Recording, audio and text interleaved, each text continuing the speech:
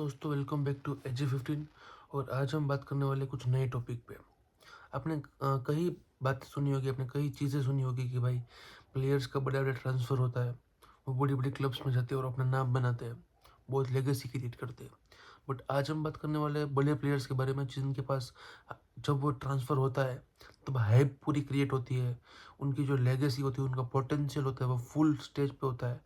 But किसी तरह वो प्लेयर फंबल कर जाता है और वो player as a flop, as a non, कह सकते हैं कि असेट लायबिलिटी की तरह उस क्लब में रहता है और उस क्लब को अंत में उसको या तो फिर फ्री में ट्रांसफ़र करना पड़ता है या फिर लोन करना पड़ता है या फिर उसका कॉन्ट्रैक्ट टर्मिनेट कर देते हैं। तो बहुत सारे ऐसे ट्रांसफर्स हुए जो कि क्रिएट तो पूरी तरह हाइप में हुए थे और उसकी ट्रांसफ़र फीस भी बहुत बड़ी बड़ी थी और ऐसा लग भी रहा था कि भाई फ्यूचर में ये हमें बहुत काम आएंगे, बट ऐसा हुआ नहीं। तो लेट्स सी कि which are the biggest flop transfers in the recent history. तो मैंने इस ट्रांसफर्स को टॉप 10 की लिस्ट में दिया है और 10, 9, 8 ऐसे करके मैं लोवेस्ट टू हाईएस्ट जो सबसे बड़ा फंबल फ्लॉप ट्रांसफ़र हुआ था वो मैं आपको बताऊंगा। टोटल 10 रैंकिंग्स मैंने दिया है। तो 10th स्पॉट पे मैं रखना चाहूँगा हमारे हैरी मैग्वायर को, जो लेस्टर सिटी से मैनचेस्टर यूनाइटेड गए थे 2019 में। उसकी हाइप उस टाइम पे इतनी थी कि Pep Guardiola wanted him to, but उसका जो ट्रांसफ़र भी था वो था 80 मिलियन यूरोस, जो कि एक वर्ल्ड रिकॉर्ड साइनिंग होता। तो उसको पेप गार्डियोला मानते हैं कि भाई ये प्लेयर 80 मिलियन यूरोस के जो बजट उतना इम्पोर्टेंट हमें नहीं लगता है, इसलिए Harry Maguire Manchester city join नहीं करते हैं और इंस्टेड मैनचेस्टर यूनाइटेड ज्वाइन करते हैं।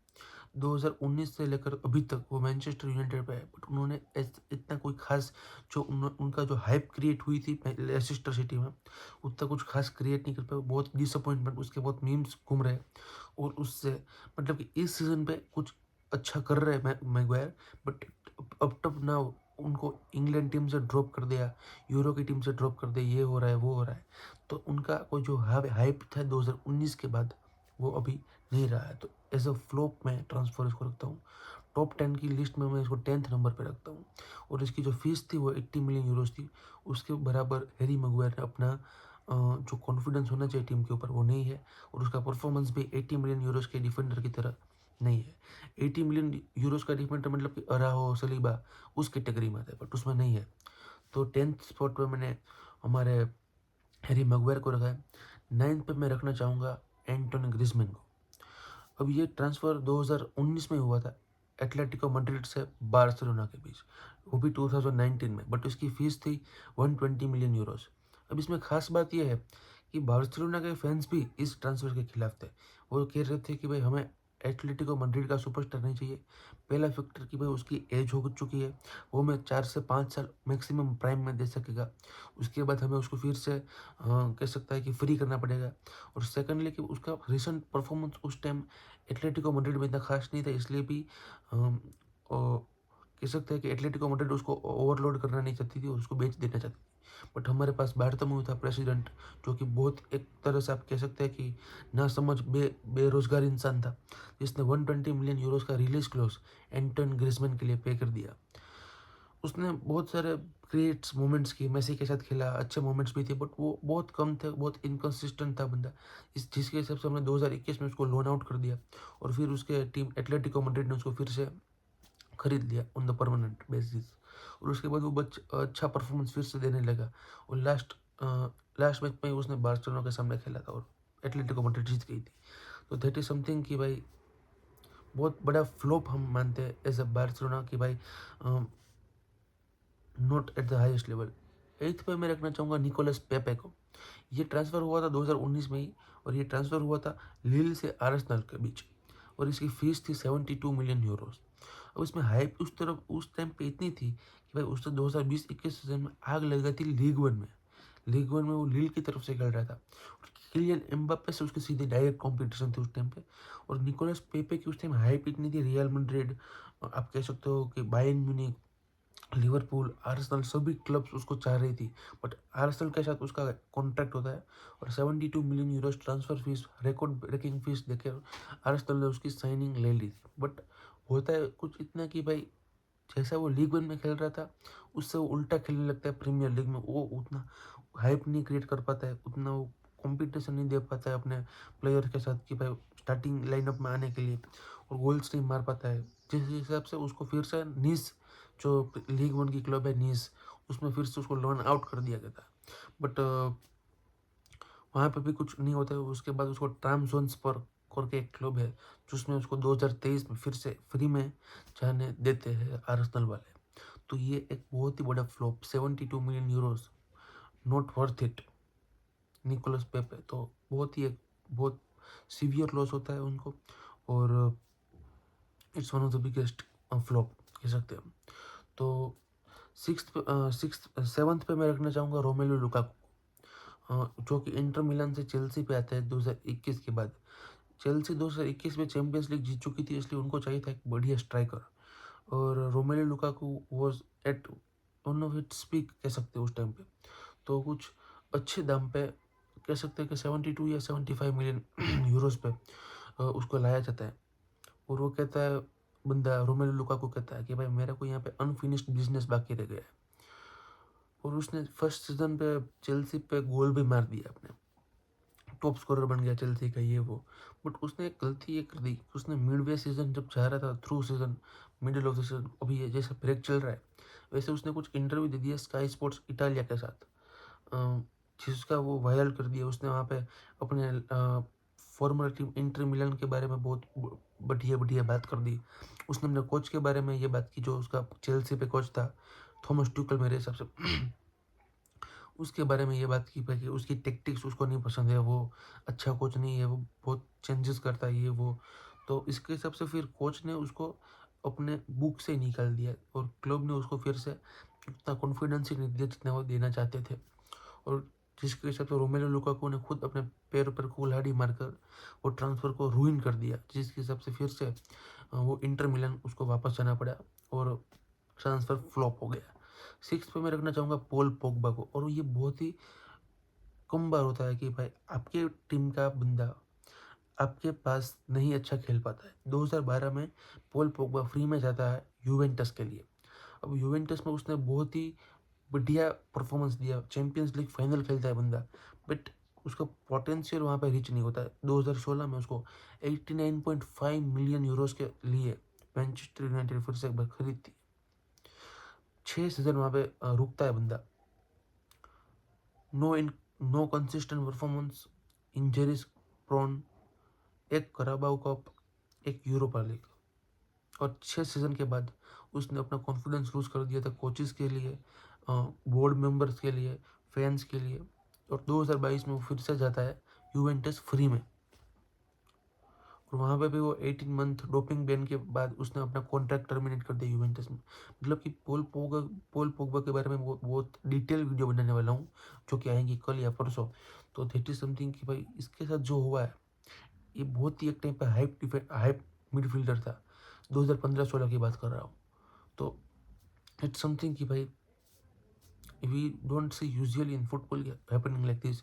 अभी जैसे पेड्री है या फिर बेलिंगम है, उसका कितना हाइप है, एक टाइम पे उसका उससे भी ज़्यादा हाइप था। तो कुछ भी हो सकता है, मतलब कि anything can happen. Fifth number पे मैं रखना चाहूँगा जोआ फेलिक्स को। फिफ्थ स्पॉट पे जोआ फेलिक्स आएगा बंदा, 120 million euros, Benfica to Atletico Madrid 2019। अब इसमें बात ऐसी है कि जोआ फेलिक्स के पास उस टाइम पे 2019 में बहुत सारे ऑफर्स थे क्लब के, बट उसने एटलेटिको मैड्रिड चुना। उसको लगा कि भाई ये एक अच्छा पाथ है, ला लीगा में होगा, ऐसी कोई बड़ी टीम नहीं है, बट हाँ बड़ी टीम है भी नहीं भी ऐसा है। और जिसके हिसाब से उसको लगा कि भाई मेरा जो पोटेंशियल है मैं यहाँ पे रीच कर दूंगा, और उसके बाद मैं बड़े क्लब्स के लिए देखूंगा। बट उसका डिसीजन गलत था। वो फुटबॉल को एंजॉय करने आया था, वो वहाँ पे अपने आप को डेवलप करने आया था, बट वहाँ पे फुटबॉल एंजॉय करने गया बंदा, पर उसका मैनेजर कुछ और चाहता था। उसका मैनेजर सिमियो ने उसको मेहनत कराना चाहता था, उससे उससे रगड़ पानी कराना चाहता था, जैसे डिफेंडर और मिडफील्डर उसके करते हैं। वहाँ पर उसकी जमी नहीं, उसकी और कोच की नहीं जमी। और पहले से ये ट्रांसफ़र मुझे ठीक नहीं लग रहा था, बट टाइम गया, मुझे लगा कि भाई होगा कुछ नहीं होगा, होगा कुछ नहीं होगा, ऐसा हुआ। बट उसके बाद भी कुछ नहीं हुआ। दो लोन स्पेल्स 2023-24, सॉरी 2022-23 और 2023-24 की लोन स्पेल्स भी यहाँ पे चेल्सी और बार्सिलोना में गया बंदा, बट कुछ नहीं हुआ वहाँ पे भी। उसको पोटेंशियल रीच करने के लिए 2 लोन स्पेल्स भी हुए, बट नहीं हुआ कुछ। और एंड में वो इस सीज़न चेल्सी को परमानेंट ट्रांसफ़र होता है 45 मिलियन यूरोज़ की पर। तो जो उसने एटलेटिको मैड्रिड के बारे में सोचा था वो बिल्कुल गलत हो गया। फ्लॉप ट्रांसफ़र में 5th स्पॉट पे आता है, तो not at the level it was to be. तो ये बहुत ही एक कह सकते हैं कि हाइप ट्रांसफ़र था, बट नहीं हुआ। 4th नंबर पे रखना चाहूँगा उस्मान डेम्बेले को। Ousmane Dembele Borussia Dortmund to Barcelona. अब इसमें हुआ था ये कि 2017 में नेमार का शॉकिंग लॉस हमें हो गया बार्सिलोना को, जिसके हिसाब से हमारा उस टाइम पे जो बोर्ड था, प्रेसिडेंट था बारता वो भी, उसको 2022 मिलियन यूरोस मिल 222 मिलियन 222 मिलियन यूरोस मिल गए थे झेलाने के लिए। हमने ना कोई प्लानिंग की, ना कुछ ऐसा किया, ना कुछ वैसा किया, पैसे झेला दिए हमारे। और 1 साल का एक्सपीरियंस गेन किया हुआ बंदा, बहुत ही यंग, डॉर्टमंड का, जिसने सिर्फ एक ही सीज़न बुंडेसलीगा में खेला था, अच्छा खेला था, बट एक ही सीज़न खेला था। वहाँ पे आपने उसको खरीद लिया, और ख़रीदा तो ठीक है, बट आपने उसको 105 मिलियन यूरोस में ख़रीदा है। और डॉर्टमुंड ने इस डील को कहा कि भाई this is one of the biggest deal in our history. 105 million Euros, सिर्फ एक ही साल बंदा खेला है और उसको 105 मिलियन यूरोस मिल रहे हैं। उस्मान डेम्बेले आते हैं बार्सिलोना में, और वो 450 दिन से भी ज़्यादा इंजर्ड रहते थे। बड़ी गेम्स में लिवरपूल के सामने एनफील्ड में खेले, होम पे खेले, बड़ी बड़ी गेम्स पे गया पहुंचा था बंदा। और इतने उसने अपना कॉन्ट्रैक्ट भी एक्सटेंड कराया था बार्सिलोना के साथ, बट वो as a transfer, permanent transfer, PSG एक रवाना हो जाता है, और हमने उसको रवाना कर दिया खुशी खुशी कि भाई हमें नहीं चाहिए ऐसा प्लेयर। तो 4th पे उस्मान डेम्बेले को रखना चाहूँगा। 3rd पे एक बहुत ही इमोशनल ट्रांसफ़र, बहुत ही कह सकते हैं कि ट्रांसफ़र हुआ है, जो कि है नेमार जूनियर। अब इसमें नेमार जूनियर के 2 ट्रांसफ़र मैंने 3rd स्पॉट पे रखे गए, एक बार्सिलोना टू पीएसजी और एक पीएसजी टू अल हिलाल, दोनों ही 3rd स्पॉट पे है, क्योंकि इसमें दोनों में नेमार जूनियर ने अपना ट्रांसफ़र और अपना करियर दोनों भी कर दिया। पहले से ही 2017 से ही उसने पैसे को ज़्यादा इम्पोर्टेंस दिया अपने पैशन के। 2017 में उसको मौका था बार्सिलोना के साथ कॉन्ट्रैक्ट एक्सटेंड करने का, बट उसने पीएसजी के साथ अपना नया कह सकते हैं कि सफ़र चालू किया। पैसे भी उसको ज़्यादा मिल रहे थे, हाईएस्ट पेड कुछ था प्लेयर वहाँ पे, और बट उसने अपना पोटेंशियल रीच नहीं किया वहाँ पे। कुछ बड़ा नहीं चाहता, बट एक टाइम वो सिर्फ उसका जो एक अचीवमेंट जो कि मैं पीएसजी में बहुत बड़ा मानता हूँ, वो था 2020 चैंपियंस लीग फाइनल तक पहुँचना। उसके बाद उसने कुछ मतलब कि 2021 में सेमीफाइनल तक भी पहुँचे थे, but not at the level. तो 2020 में वो बायर्न म्यूनिख हांसी फ्लिक की टीम से हारते, और वही नेमार जूनियर का बहुत बड़ा अचीवमेंट माना जाता है पीएसजी के लिए। बट पीएसजी ने उसको फिर से अल हिलाल बेच दिया 90 मिलियन यूरोस के लिए 2023 में। और जो कि मैंने उसको कभी अल हिलाल की जर्सी में लाइव खेलते हुए देखा ही नहीं है। मतलब कि इंजरी जो उसको इतनी ज़्यादा इतना ज़्यादा इंजरी बंदे को हो रहा है, वो हो कैसे रहा है? खेलता ही नहीं है बंदा, तो इंजरी कैसे हो रहा है उसको? तो that is something concerning about it. 3rd spot पे नेमार जूनियर है। 2nd स्पॉट पे है Philippe Coutinho, Liverpool to Barcelona, 120 million euros 2018 का ट्रांसफ़र है। ये ट्रांसफ़र लिवरपूल की हिस्ट्री का सबसे बढ़िया ट्रांसफ़र, बेस्ट ट्रांसफ़र है। और ये ट्रांसफ़र बार्सिलोना की हिस्ट्री का सबसे घटिया सब में से एक ट्रांसफ़र है। बहुत ही दर्दनाक ट्रांसफ़र है ये। फिलिप कुटिन्हो के बारे में ये बात है कि वो कोई एक पोटेंशियल कह सकते हैं ना कि एक जगह का प्लेयर नहीं है, ना ही वो अटैकर है, ना ही वो मिडफील्डर है। वो कुछ बीच में नंबर 10 जैसा रोल, स्ट्राइकर खेलता है कभी कभी, कभी कभी नंबर 8 खेलता है, कभी कभी नंबर 10 खेलता है, ऐसा बंदा है। और बार्तोमेउ ने कुछ जाने बिना ब्राज़ीलियन को साइन कर दिया 120 मिलियन यूरोस के लिए। और उसके बाद कुटिन्हो का ना कोई परफॉर्मेंस अच्छा, ना कोई ला लीगा की मैचेस अच्छी, ना कोई चैंपियंस लीग में परफॉर्मेंस अच्छा। उसका जो सबसे बढ़िया परफॉर्मेंस मुझे दिख रहा है बार्सिलोना के स्पेल में, वो था उसके 2 goals against Barcelona only in his loan spell to Bayern Munich in the famous 8-2 loss against Bayern Munich. ये सबसे बड़ा उसका एक अचीवमेंट मानना चाहता है बार्सिलोना के अंडर, जहाँ पे उसको लोन स्पेल में बायर्न म्यूनिख भेजा गया था। तो अब आती है फर्स्ट स्पॉट के बारे में बात करने की बारी। और आप सबको पता ही होगा कि फर्स्ट स्पॉट पे अब कौन आने वाला है। It's going to be Eden Hazard with no doubt and with all due respect. ये ट्रांसफर हुआ था 2019 के अंदर, हाइप थी at the top of the level. Cristiano Ronaldo left Real Madrid और अभी तब लियोनेल मेसी अपने पीक पे थे।